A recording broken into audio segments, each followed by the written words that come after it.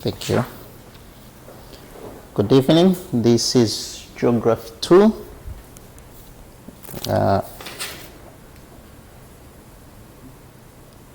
We have 7 questions, and question number 1 talks about mortality rate. The question wants us to respond to this statement that mortality rate have declined considerably in developing countries in recent years. Using any country of your choice, explain 8 causes of such decline. So we have the developing countries. Example of developing countries are like a country from Africa, Asia, Europe, especially Eastern and Central Europe, and also we have countries from South America and Caribbean. Also some from the Pacific. For the case of Asia here, Japan will be excluded. Japan is a developed country, so will be excluded. But all countries from Africa, they fall under developing countries. So the question wants us to respond to the reason for the decline of mortality rate. Mortality rate, we are told, is the incidence of death in a certain time window, often given as an annual rate per 100,000 population. So here we are talking about death, the number of deaths in a given population in a given time window, and it is often given as an annual rate per 100,000 people. Also, we are told is a measure of the number of deaths in a particular population scaled to the size of that population per unit of time. So it's the number of deaths in a particular population. So you need to have a particular population. Also, that population is scaled to the size of the population and per unit of time. For example, in Tanzania, we can say the death, maybe for example, the death of men.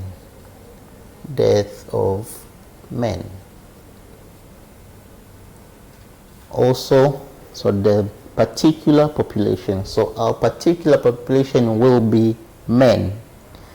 Scaled to the size of that population. The size of our population, we are estimated to be around 58 to 60 people per unit of time. In a given time. We are told it is often annually, for it will be talking about a given year, 1 year, or sometimes can be over a decade. We are told it gives us a snapshot of current health problem among others. So one of the reasons for the decline of mortality rate in developing countries is improved hygiene and healthy services. We have hygiene and health services. For example, we can take a good example from our country. We have improved in terms of hygiene. Currently, the number of deaths attributed to poor hygiene have declined, especially in cities like Dar es Salaam, where they were reported cases of cholera outbreak every year. for the time being, we haven't heard from the cholera outbreak that much. But also improve the health services. Once you improve the health services, we are quite sure that people will be treated. Once they are treated, we have good medication to treat different disease. For example, for the case of malaria, malaria was a killer disease in our country. So at least now we have tried to combat the death caused by malaria. And for the case of Zanzibar Ayus, they have won the battle against the malaria. So improve the hygiene and improve the health services tend to improve or to decrease the number of mortality rate in developing countries. But improve the infrastructures. We have improved the infrastructures. Here we are talking about infrastructures like transport infrastructure, roads and railways. So they have the infrastructure they have improved. Now we know if we have a patient in area A who needs a immediate medical attention in point B, can be easily transported. But again, the infrastructure be improved in a sense that we have reduced the number of accidents which tend to claim people's lives. So the number of accidents have also decreased in most of developed countries because they have improved infrastructure. They have constructed new tarmac roads and new railways. For example, in our country, it's almost in Tanzania, we have almost every part of the country is covered with tarmac roads. So that has reduced the number of accidents, but also it's easier to transport patients from point A to point B, but also to transport medical equipment and medicines. So it has attributed to improve the healthy services, but also it has reduced the death of people, but also improved nutrition and food supply. We have diseases that are attributed to poor nutrition and hunger. So we have managed to combat the cases of hunger, whereby we have reduced the death of people dying from hunger because of the improved food supply. The infrastructure constructed have improved the supply of essential food from center A to center B. But also the case of nutrition, that death from malnutrition have decreased. Now people, they've been educated and they know the importance of nutritious food, which in one way or the other have contributed into combating the number of deaths in our country. But again, the spread of environmental and health education, the spread of environmental and health education. Here, environmental, like keeping your environment clean, which in one way will protect you from diseases that are attributed to poor or dirty environment, but also health education. For example, HIV/AIDS education.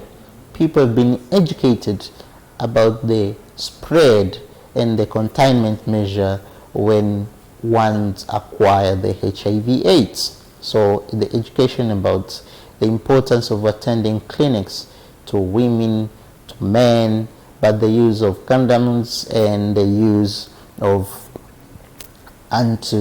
antiviral drugs, also this has contributed much to the decline of death in our country. And also, again, we can say the decline in bad social cultural practice like the female genital mutilation, wife beatings, inheritance of widows. For the case of bad cultural practice like female genital mutilation, or sometimes called female circumcision, in one way or the other, this led to the death of young girls. Once they were mutilated, it could happen death due to non-stop bleeding, but also to female genital mutilation. It contributed to the spread of diseases like the HIV diseases, which were of those practice, like also wife beatings or gender-based violence, which have claimed the lives of many people. Men being beaten and sometimes killed by their wives, women being beaten and killed by their wives, but also again the inheritance of widows. Imagine you're inheriting someone who is already infected with some of the infectious diseases. Once you have that person as your partner, you might also die from disease. So this cultural practice, but also killing of people with albinism, killing of disabled people in our community, all those have declined sharply over the past few years, in a sense that due to wide education programs, they have contributed to the decline in bad socio-cultural practice. But improved security and political stability. Improved security. Some of the deaths do occur due to robbery activities. Some deaths they do occur due to war in different areas. For example, the civil war in Central African Republic, it claimed a lot of people's lives. The wars in Somalia, they have claimed a lot of lives. The wars in Yemen, they have claimed a lot of lives. So once you have improved the security and political stability, we can learn from our neighbors. For example, in Kenya, they have improved in terms of security and political stability.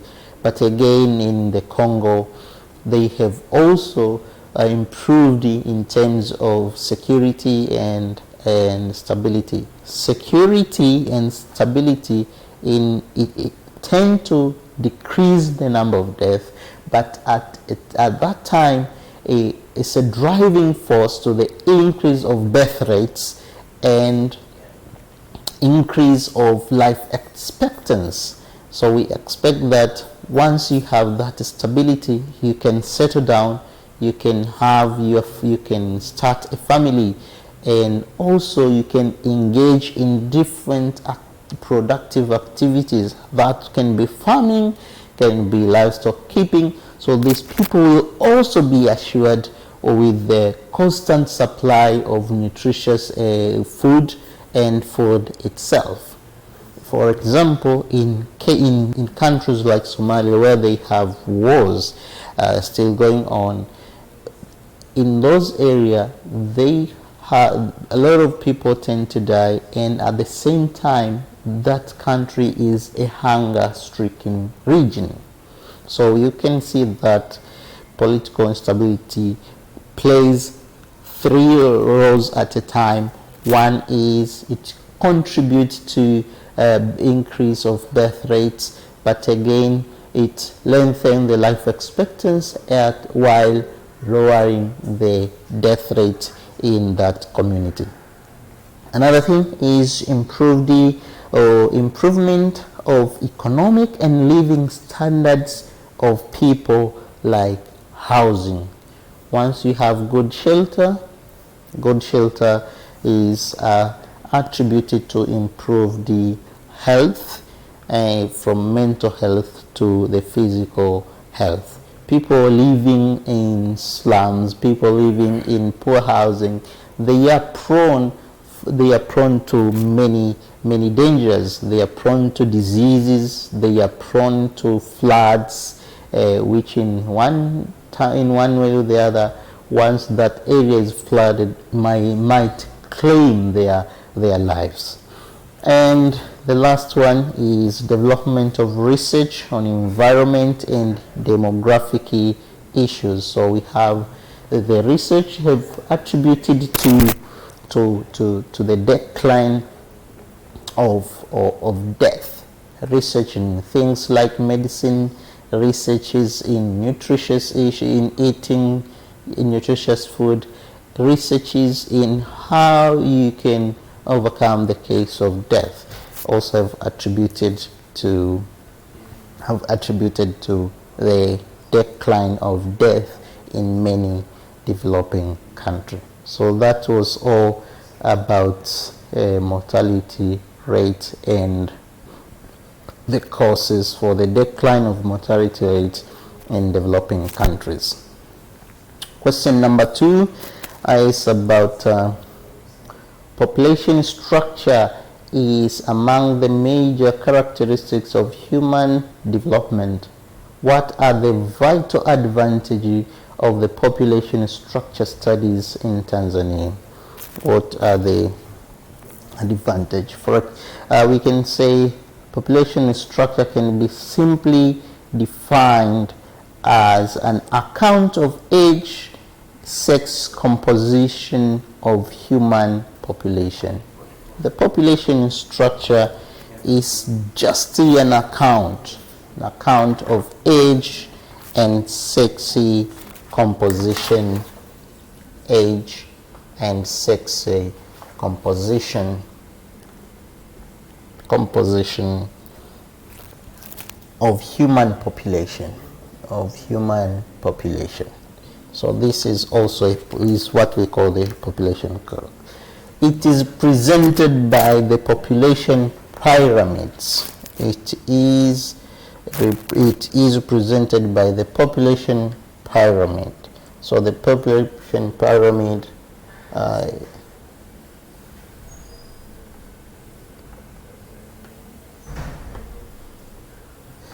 for example, this is what we call the population pyramid.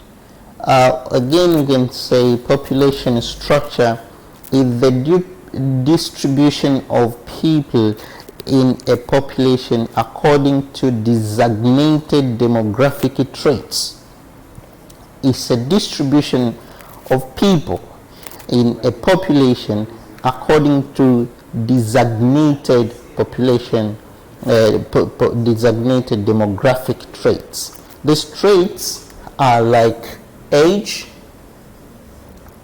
sex, country of birth, and marital status. So these are what we call the demographic traits.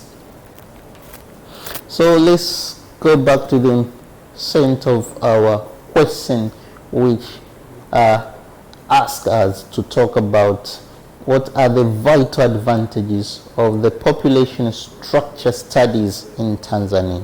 Why should we study population structure in Tanzania? Why population structure studies in Tanzania?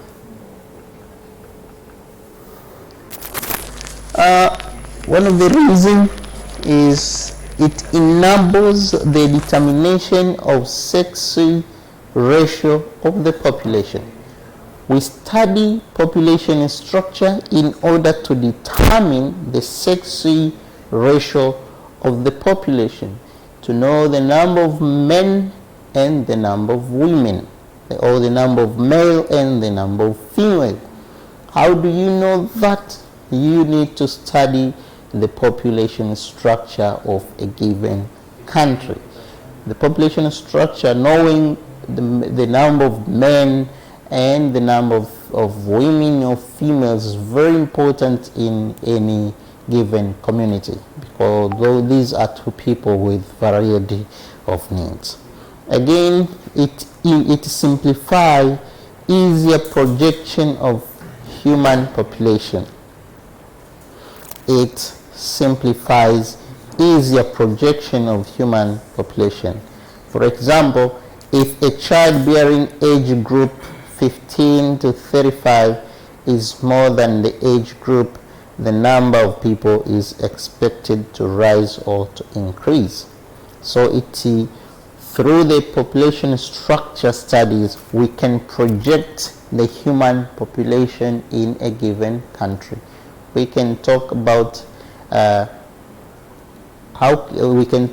number of people in a given country maybe in 10 years. For example, we have said if you have a huge population aged 15 to 35, it shows that the number of people, you can project the number of people in that country to increase over the 10 years.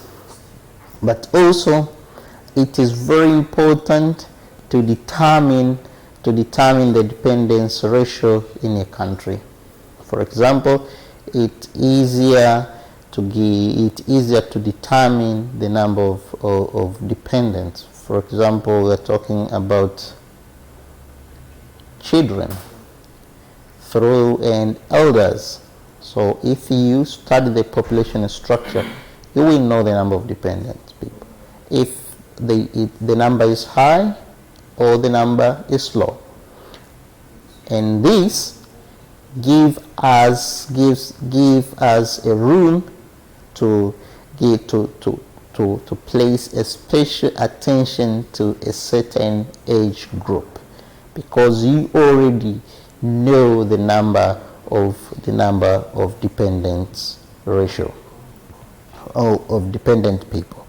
But again, it enables someone to get the complete picture of socio-economic development, because we have said we have traits, population demographic traits, age, sex, and sometimes marital status. This will give someone a complete picture of socio-economic development in a country. The number of men, the number of women, the number of children, the number of elders, what do they own, what do they do? You can only know this through the population structure studies. So the population studies structure are the very important studies in a given country. And again, we say it simplifies the determination of labor force. We said that the population studies structure is made up of demographic traits. The demographic traits can be age, can be sex, country of birth, and marital status. So if you want to determine the labor force in a given country, it is through the population structure. For example, if the number of population is dominated by the youth and men, the labor force will be available. So through studying the demographic trait, for example, the case of age and gender. If you have number of people here aged between 15 to 35, and you have many male than female, then you are assured of the labor force, because here you have youth, you have number of youth, which contribute much to national development through its labor force. So we say that the population structure studies simplify the determination of a labor force in a given country. And the last one, it So we are told that it is useful in determining life expectancy of the population. The population structure studies helps us to determine the life expectancy of the people. For example, in 2019, the life expectancy in Tanzania was 65.75 years in 2019. How did they come to this number? No, to this number, it is through the population structure studies, because you study about their age. So you say, for example, if you have a lot of older men and women, then through that you can project, you can also determine the life expectancy in a given country. Question number three, that was all about question number 2. Question number 3 is about agriculture, special crop production. We are told that most Tanzania regions produce tuber crops for both food and cash. Despite its importance, crop production is facing a number of challenges. Address 5 challenges and suggest in 3 ways to improve the production. So we will talk about the challenge facing this tuber crop production, and we will suggest ways to improve the production. The tuber plants, tuber crops or tuber plants, we are told these are plants yielding starch roots which are used mainly for food.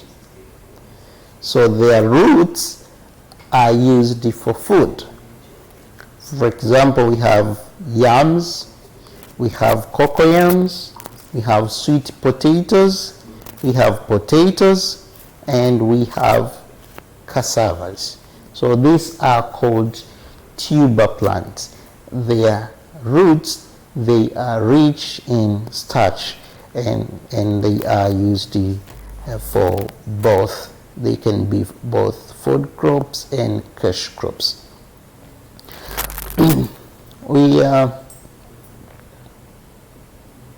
But also they can be used as raw materials or in processed form. This food can be used as raw materials fresh from the farm. For example, cassavas, they can be cooked right from the farms when they are raw materials, or they can be used when they are already processed. So we have cassava flour. So it is flour, it is used for cooking porridge and also for preparation of ugali. Example I have already mentioned, and the regions where tuber is cultivated, it is almost every part of this country produce tuber crops. For example, we have Tabora, which is famous for cassava production. We have Mbeya, famous for potato production, but also we have the Lake Zones, which is famous for sweet potatoes and cocoyam production. The challenge is, one of the challenge can be diseases.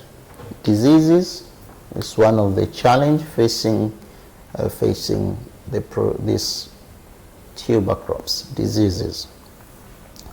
Or some we say pests and diseases. They attack tubers, leading to lower production. For example, we have common diseases affecting cassavas in our country, which tend to lower production. But again, we have the poor transportation network. Though we have improved the infrastructure, but we are still facing the infrastructure problem. Most of infrastructure from production areas to city centers is kind of challenging. Hence, the transportation of that crop from the production area to the market is still lagging behind. But also, again, we have fluctuation in climatic condition which affect the production. It affects the production in the sense that we are still dependent to rainfall for farming.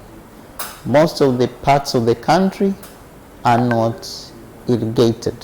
We do not practice irrigation farming. We practice rainfall farming. So we wait for Mother Nature to bless us so that we can carry out with crops production. So if you have if you have shorter rainfall and longer dry days, it is likely that the production tend to drop because we are too dependent on rainfall for farming. But also, many people have shifted their attention to purely cash crops. They tend to ignore tuber, since they regard them as not important compared to cash crops and cereals like rice, which is actually maize, which is actually best-selling. Those are best-selling crops. So people have shifted their attention from those crops to other crops because they look for profit. They look for their assured markets, unlike the tuber, which they are not assured of the market. But again, we have low technology from farming to processing to storage. Also, is a challenge. We might have good harvest, but the question will be on the case of storage. We have the case of storage where we are likely, due to poor storage, some of those tuber will be wasted. And again, we have the question of poor pricing policy. Most of these tuber crops, except for Irish potatoes, the other ones, they have the question of pricing. So some days the prices, we have the fluctuation of prices in the market, which tend to discourage farmers from continuing cultivating these crops. But also we have the challenge of capital. We need heavy machineries to have a lot of hectares cultivated. We need money to buy pesticides. We need money to buy some of the farming equipment. We need planters. We need also to pay for transportation of this crop from the production or from the farms to the market center is hindered by the lack of capital. So with lack of capital, this crop is likely its production is likely to dwindle. But again, lack of information related to market. A lot of farmers, they do lack the information about areas where they can sell their goods. So they depend on few middlemen who tend to provide them with exploitative deals. So they do, because they are less informed about the market of their crops. Ways to promote the crop. The first way is by giving education to farmers about the importance of these crops.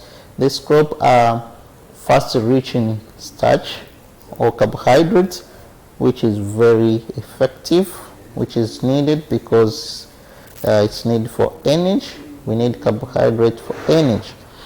But also, farmers need education, not only about the importance of this crop, but about pest controls. They need information about better seeds so that they can yield more from those crops.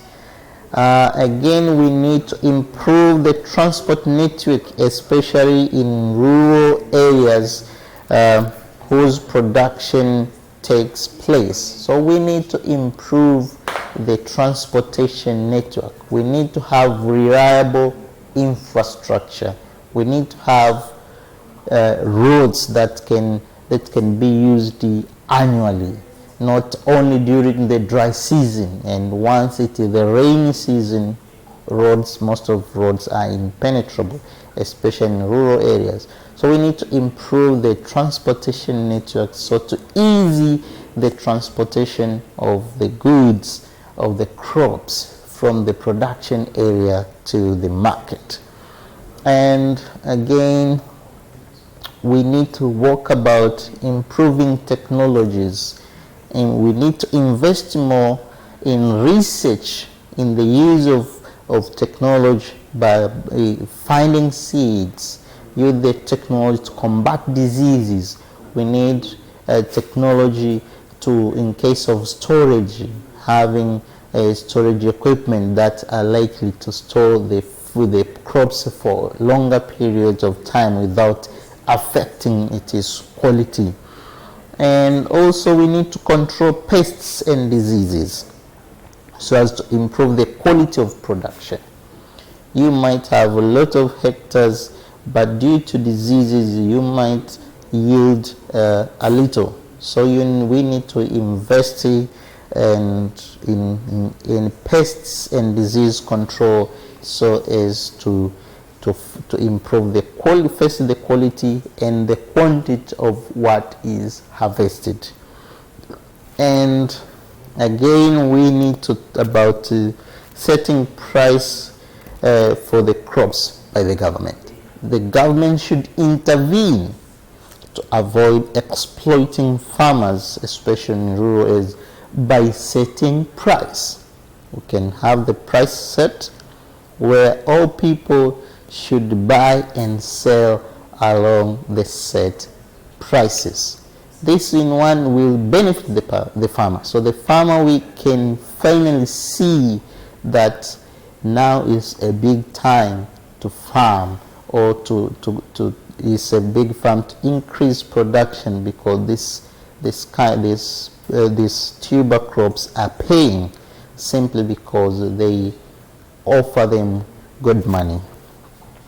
And also we can, by providing capitals to farmers through financial institutions, by provision of loans, subsidized to farmers. Currently we know we heard from from banks like the CRDB Bank, and they have reduced the interest to agro loans up to 9%. 9%. So this is a boost, but we need to do more about in case of money, of capital and incentives, financial incentive. We might have lowered the interest rate up to 9%, but price of better seeds, the price of fertilizer keeps rising. So you might have solved one problem while still have the other. So the government need to and other stakeholders, they need to work on capitals and subsidizes, whether it can be through capital, through the different financial institutions, or through the government itself, and to subsidize things like seeds and fertilizer, as well as pesticide, in order to help this to boost the production of tuber crops. But also we can improve the coordination among the farmers. The farmers should be brought together. People who farm this kind of crop in one region should be brought together. Through their coordination, they can work on number of things. They can share ways to improve the crops production. They can share about how do they control the pests, the diseases and pests. Hence, we can improve the tuber cultivation in our country. Let's go to question number 4. Question number 4 states that Zambia is internationally recognized as a major producer of copper and cobalt, which is important in economic development of the country. What are the challenges facing the sector? Here we need 8 points. So we all know that Zambia is a renowned producer of copper and cobalt in the world. And we know that copper and cobalt is very important. Is very important in that country economy. But the production is hit by different challenges. Among all the challenges is high cost of production. So they are facing the challenge of high cost of production. Mining exploration is a costly business. It's a costly business. You need to invest in terms of technology. You need to invest in terms of mining equipment, which are quite expensive. So you need to pay laborers. You need a lot of things when you are doing the mining exploration activities. So the cost of production is one of the challenges facing the copper and cobalt industry in Zambia. But sometimes it's exhaustion and flooding. Sometimes it's called exhaustion and flooding. Flooding can be caused by rainfall, which tend to flood the mines, and from there the mines will be closed for quite some time, hence the production will stop. But we have an unreliable power supply. This is one of the challenges in most of developing countries. They have unreliable power supply. So unreliable power supply contribute to increased production cost. So they will need the alternative source of power, that is through the power generators, which use diesel to produce. Once they have burned the diesel, they will produce power, and the the changing, the changing price, the surging of the price of petroleum worldwide, in one way, has attributed to the increased cost of production. If they have the a reliable power supply, this could ease the pain of the high cost of production, could ease the pain of production. But again, we have price fluctuation in the world market. So we have for example, during the pandemic, the COVID-19 pandemic has attributed to the fluctuation of price of the copper and cobalt in the market. But again, the fluctuation of price can be attributed to and apart from COVID-19, but also price fluctuation. The COVID-19 also has attributed to stopping they has stopped the exportation of copper in world market, hence has resulted into price fluctuation. But also we have the question, they have the question of high tariffs. We know that Zambia is a landlocked country, and it depends on Tanzania's Dar es Salaam port transport. It is copper and the cobalt worldwide. So you can see they will pay tariffs in using the roads, in the tariff, in using the port of Dar es Salaam. So this will increase the tariffs, and hence is one of the challenge. But also the overdependence on foreign technology. We are not that advanced technologically, hence we tend to depend too much on the foreign technology, and that technology is very expensive, hence it tends to impact the production of copper and cobalt. But we have overdependence on copper by the country, because the major foreign exchange earner, the country depends on copper only. So this is the challenge. In case you want to develop as a country, you will need to diversify your economy.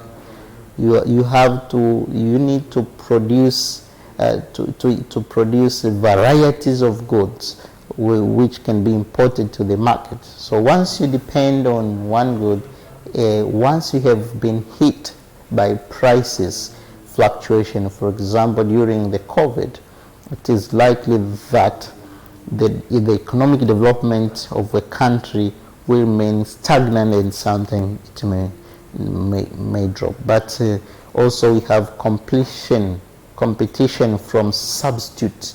Have the competition from the substitutes like optic fibers. So the optic fibers, in one way or the other, they have replaced the need for copper in some areas. So this has resulted into price fluctuation among others, but also they have reduced the investment in those areas. That will be all for today. Thank you very much for your time.